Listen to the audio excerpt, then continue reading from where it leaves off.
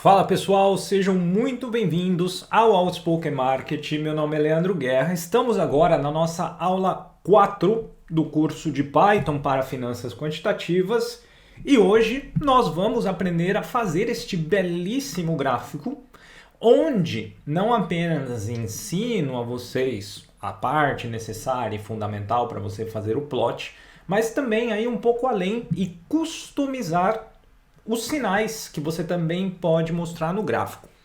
Sendo muito honesto e particularmente quando você está realmente trabalhando em um modo quantitativo em produção, certos recursos visuais eles não fazem muito sentido.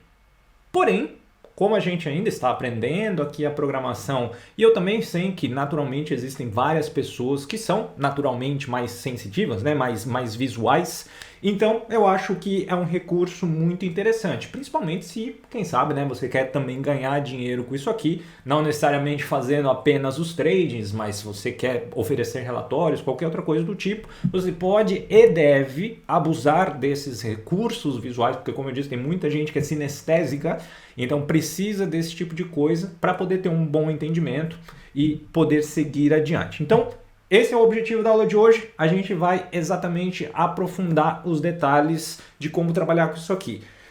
Estes recursos, naturalmente, eles estão disponíveis também na documentação da biblioteca que nós vamos usar, que é a MPL Finance. Tá? Caso você ainda não tenha instalado na sua máquina, basta você tirar esse comentário aqui e executar essa célula para instalá-la. Porém, eu traduzi um pouco, de um modo um pouco mais didático, todos aqueles recursos da documentação e também adicionei aqui, trabalhando, né? Até porque nas aulas 1, 2 e 3 praticamente nós vimos as bandas de Bollinger, então aqui eu adiciono este recurso em complementação àquilo que nós temos disponível na documentação, beleza? Então vamos lá para a aula. Não se esquece, pessoal, contribua com o canal, se você não está inscrito, se inscreva, compartilha nas suas redes sociais e com os seus colegas, com todas as pessoas que você acha que este vídeo pode ser útil. É a forma que você me ajuda, é a forma que você suporta o canal, para a gente sempre continuar aí. Já são mais de 5 anos de Outspoken Market e, quem sabe, né, com certeza vamos aí para mais de 5, 10 anos fazendo aí o trabalho de ajudar todo mundo a ter um entendimento melhor de programação e finanças quantitativas. Pois bem, feita essa instalação, caso você não a tenha, a gente carrega as bibliotecas que serão úteis, então praticamente são as mesmas que nós usamos nas aulas anteriores, com a diferença que importamos aqui a MPL Finance como FPLT, de Financial Plotting. Um nome chique, você pode colocar outra coisa que você preferir. Um ponto adicional que nós não tínhamos visto nas outras aulas é que dentro do Python você pode apontar um diretório de trabalho, ou seja, um local onde você eventualmente pode ler os arquivos ou que você pode salvar os arquivos. Então a gente faz isso importando aqui um módulo OS, eu poderia ter colocado aqui, apenas para fins didáticos deixei aqui à parte, e você coloca então o seu diretório. Lembrando, presta atenção na sintaxe, você tem que colocar aqui 2 barras e a barra invertida para indicar o caminho da pasta onde você vai trabalhar. Então executa esse código e está feito. Pois bem, comecemos com o entendimento do gráfico de candlestick. A gente importa inicialmente os dados do Ibovespa pelo Yahoo Finance mesmo, então isso daqui já é conhecido da gente das aulas anteriores. E para criar um primeiro plot é extremamente simples. Tá? Basta você chamar o método plot da biblioteca que nós importamos FPLT, onde você passa como primeiro atributo a sua base de dados. Então a gente carregou os dados do Ibov aqui dentro da variável chamada Ibov, passamos ela aqui.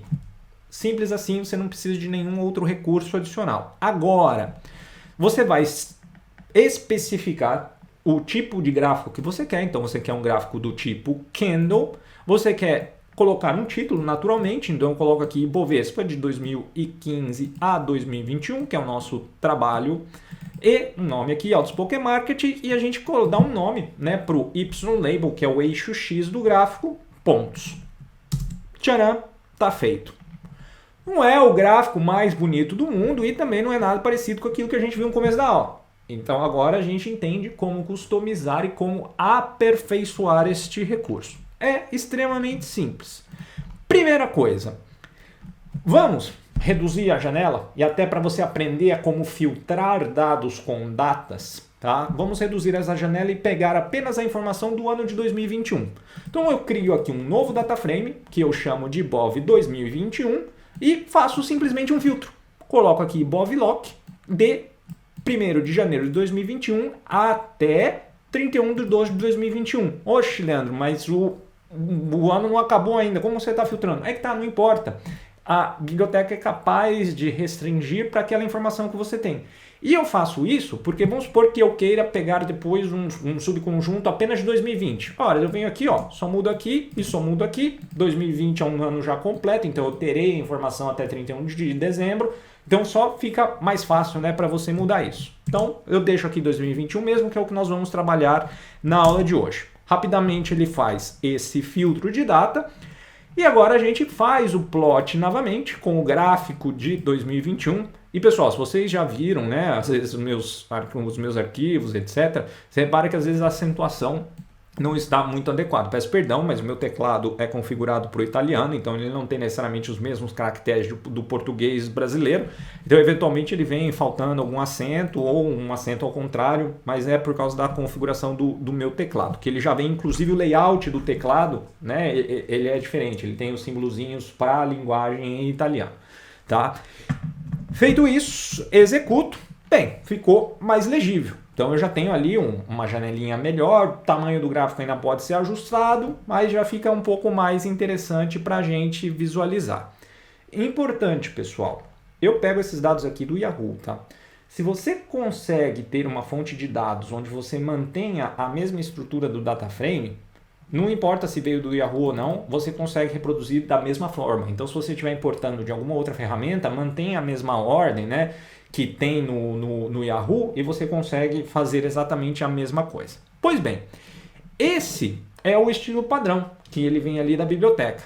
Existe, tá, um método que você pode chamar aqui, ó, de Available Styles, onde ele vai mostrar uma lista dos tipos de layout, né, essa coloração, a cor de fundo que você tem disponível.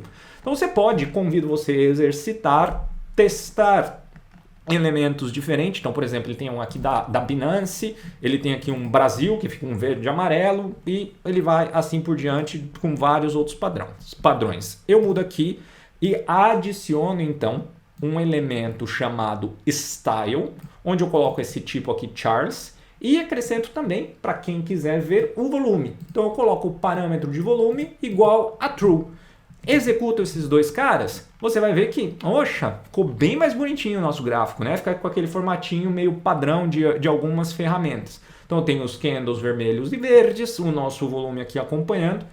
Você vê que, eventualmente, né, a base do Yahoo é muito boa para você aprender, mas eventualmente ela tem dados faltantes. Então, por exemplo, falta o dado de volume para algum pregão ou outro aqui. Então precisa sempre ficar bem atento a este ponto. Se eu quiser, por exemplo, mudar e colocar aqui, ó, Binance, colocar aqui no lugar do Charles, executo, ele muda, né, o jeitinho do gráfico e fica aqui dessa forma. Mas, de novo, são apenas recursos visuais. Eventualmente, você pode adicionar ainda um outro parâmetro e colocar, tá, os dias onde você não necessariamente teve trading. Vai ficar um buraco no gráfico. Depende da análise que você quer fazer, mas ele inclui aí os feriados e finais de semana, então ele deixa uma janela. Particularmente eu não acho útil, mas existe. Então aqui estou comentando com vocês que existe. Pois bem, feito o gráfico de candlestick, você viu que é bem direto, muito simples. Se a gente quiser adicionar algum indicador, né, pode ser sim um recurso bem interessante. Se nós quisermos adicionar a média móvel, eu não preciso calculá-la como nós fizemos nas aulas anteriores. Basta, se eu quiser uma média móvel simples, eu tenho aqui, ó, Moving Average. Então eu coloco esse recurso MAV, esse argumento aqui dentro, coloco um período, que eu coloquei aleatoriamente 15, e executo novamente. Então ele vai me dar uma média móvel, obviamente. Como a minha base começa de 2021, ele tem esse espaço aqui em branco, porque ele faz aqui, né, o cálculo depois de 15 dias úteis, e aí ele começa a plotar a média. Se você quisesse pegar desde 2021 do começo, eu recomendo que antes de fazer o filtro, você faça o cálculo da média móvel e eventualmente faça o filtro depois. Tá? Só uma observação. Então você viu que é muito simples adicionar uma média móvel, basta você colocar aqui 15. Se você quiser adicionar mais médias móveis, a gente vem aqui para outra célula, onde ali dentro do recurso MAV eu coloco uma tupla, né? Então eu coloco dois valores ou mais entre parênteses e ele vai então plotar uma média de 5 e uma média de 15. Você viu que aqui no Style agora, eu não estou mais usando o Charts, eu coloquei aqui uma informação chamada Setup, onde a gente tem um recurso dentro da biblioteca que chama Make MPF Style, onde eu posso eventualmente customizar aquilo que eu tenho. Então eu posso estipular quais são os valores da média móvel. Então eu tenho aqui ó, Mavi Colors, né? Bem intuitivo, chama Mavi aqui o recurso, Mavi Colors para eu colocar as cores. Coloco aqui um amarelo e um azul tipo céu. E coloco aqui um outro estilo para o gráfico do 538. Aqui também é disponível. Armazeno esse cara em uma variável, acho que chamada setup, e jogo esse setup para o style. Tem esse outro parâmetro aqui que você notou, que chama figure ratio, e ele vai me alargar a figura. É interessante porque eu vou ter até uma visualização melhor do que eu tenho aqui. Então, quando eu rodo esse cidadão, olha só, fica com aquele estilinho do 538. Se você não conhece, é um site que faz várias visualizações, eles têm um estilo próprio. Então, ele tem aqui esse estilo, você vê que tem as nossas duas média móveis, aquela de 5 períodos que ficou como amarelo, e atenção, ele segue a ordem, ó, 5, 15, então o primeiro ele vai dar para o 5 e o Sky Blue ele vai dar para o 15, que é o que a gente tem aqui. Ficou bem mais bonitinho, né? Mais próximo do que aquilo que a gente tinha como objetivo no começo da aula. Pois bem, temos que trabalhar agora para adicionar estes recursos da banda de Bollinger. Como fazemos isso? Chegamos então na seção de incluir indicadores customizados e os sinais. Vamos fazer o cálculo da banda de Bollinger com 20 períodos e 2 desvios, que a gente já aprendeu nas aulas anteriores, então esse código aqui não vou repetir a explicação porque nós já vimos. Feito esse cálculo, repare que eu faço o cálculo para a base inteira, para a base MOV completa. Executo então um novo filtro. Por quê? Porque eu não quero que fique esse gap aqui, né? Por causa do cálculo, lembra que eu comentei agora há pouco? Então, para não ficar esse gap, eu calculo os indicadores com a base inteira, faço o filtro depois, e aí é o seguinte, não necessariamente, e isso é útil, toda vez que você quiser incluir indicadores customizados, eu vou ter, tal como eu tenho o Mavi, um recurso dentro do próprio plot.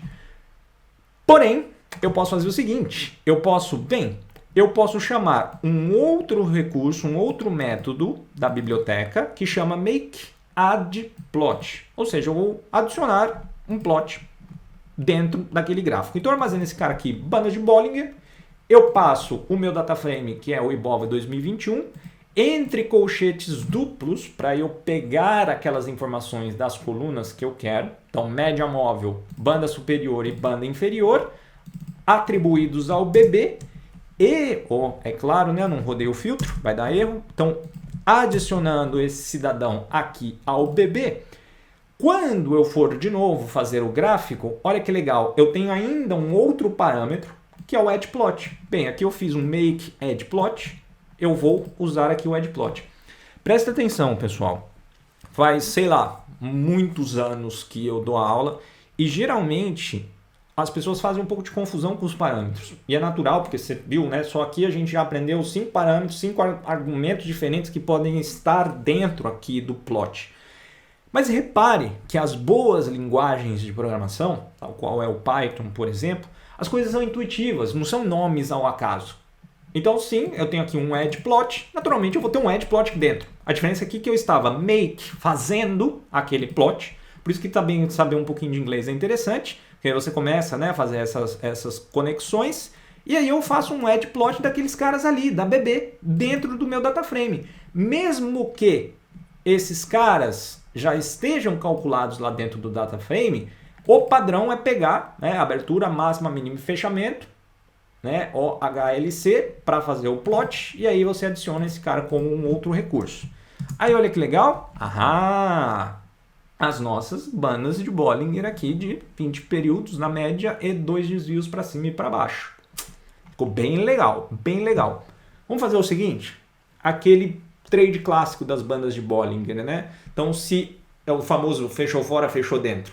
Então se ele fechou fora da banda superior, eu vou colocar uma setinha, igual a gente tem nos gráficos, né? Vou colocar ali uma setinha com um sinal de venda, uma setinha vermelha. Se ele fechou fora da banda, por exemplo, aqui embaixo, certo? Nesse candlezão aqui, ó, essa tragédia aqui, ele fechou aqui embaixo da banda inferior, eu vou colocar aqui uma setinha verde, potencialmente foi uma indicação de compra nessa história, né, do fecha fora, ou fecha dentro. Como que a gente gera esse sinal? Presta atenção aqui que não é difícil, mas tem um macetinho para você fazer o plot da maneira correta. Então eu vou criar 2 novas colunas do meu dataframe do IBOV 2021. Se eu quisesse fazer já para a base toda preparada, eu poderia. Não quis, peguei só aqui o 2021. Adiciono aqui então o sinal inferior e aí eu uso um recurso da biblioteca NumPy, tá? Que foi importada lá em cima como um NP. Aqui, ó, import NumPy as NP. Onde eu tenho esse método chamado where e ele vai me dizer o seguinte, ele vai falar assim, olha, pega lá do NumPy, onde o fechamento for menor que a banda inferior, então esse caso aqui, por exemplo, eu vou repetir o valor do fechamento multiplicado aqui por 0,99. Puta, Leandro, não entendi nada. Calma. Estou falando o seguinte, olha, eu quero gerar um sinal, que eu vou ter que plotar esse sinal no gráfico. Qual que é a escala do gráfico? A escala do gráfico está nos pontos do Ibovespa, certo? Então eu não posso gerar um sinal 1 e 0. Né? Eu tenho que gerar um sinal para esse gráfico que ele tenha naturalmente a mesma escala do eixo Y que eu estou usando aqui. Ok? E aí, o que eu faço? Eu repito o valor de fechamento.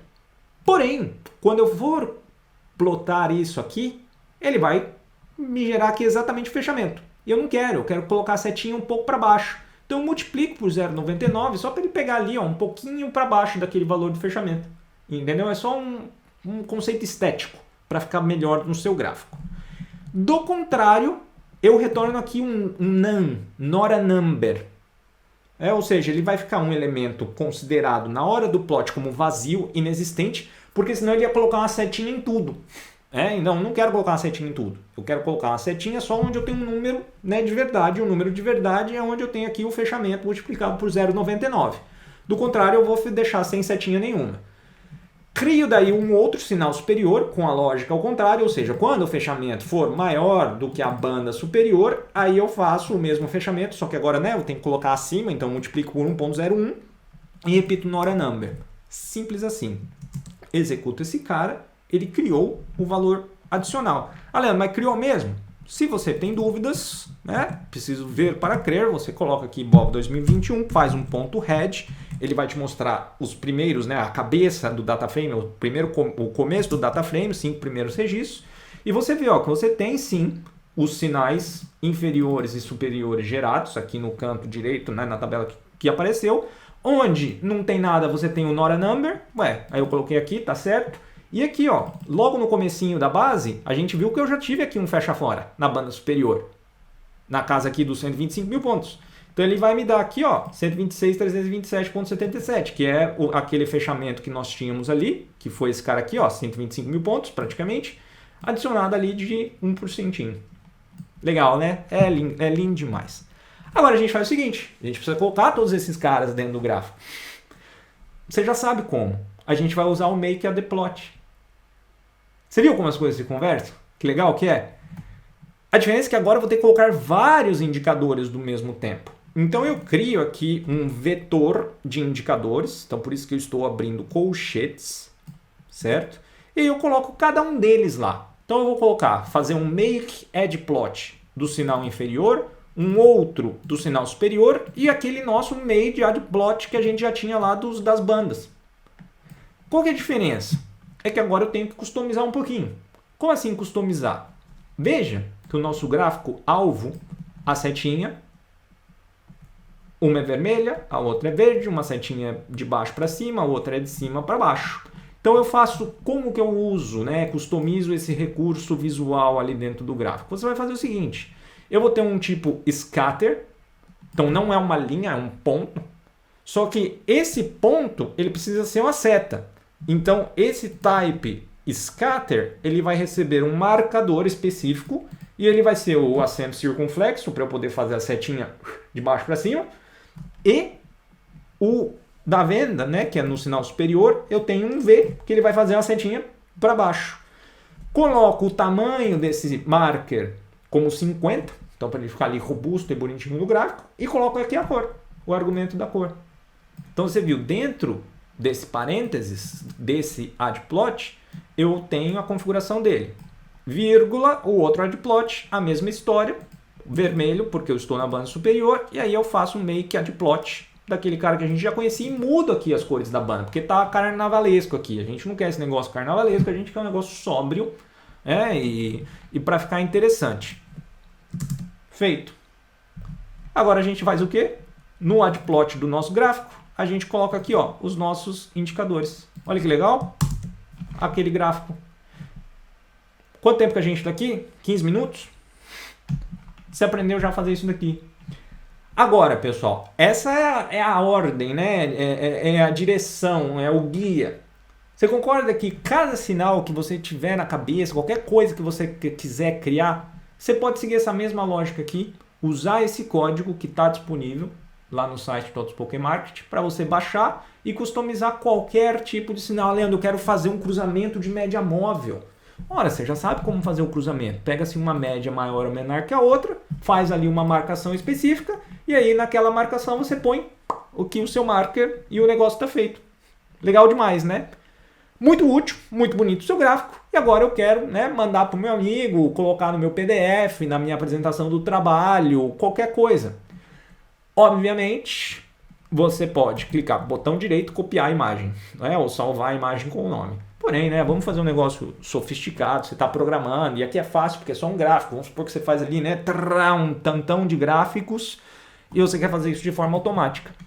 Dentro do plot, você tem um outro argumento. Você quer fazer o quê? Salvar a imagem, né? Então você tem aqui, ó, save figure, né? Salvar a figura, e eu coloco aqui um nominho. Presta atenção que quando você rodar esse cara aqui, ele vai jogar para o diretório que você apontou aqui. Então você tem que apontar aqui certo, lembrar onde você apontou, porque ao rodar esse cidadão aqui, ó, ele não plota o gráfico, porque ele salvou a figura, e a figura foi lá no diretório que você tinha, ó. Tá aqui, ó, IBOV 2021. Ó que legal. A nossa figura salva, pronta para ser usada de uma maneira mais profissional. Tá certo, meus queridos? Para mim, como sempre, é um prazer estar aqui. Lembre-se, compartilhe o vídeo, deixe o seu like, faça aquelas coisas que todo mundo no YouTube pede. Vou ficar muito feliz e a gente se vê aí numa próxima aula, pessoal. Um grande abraço, a gente se vê. Tchau, tchau.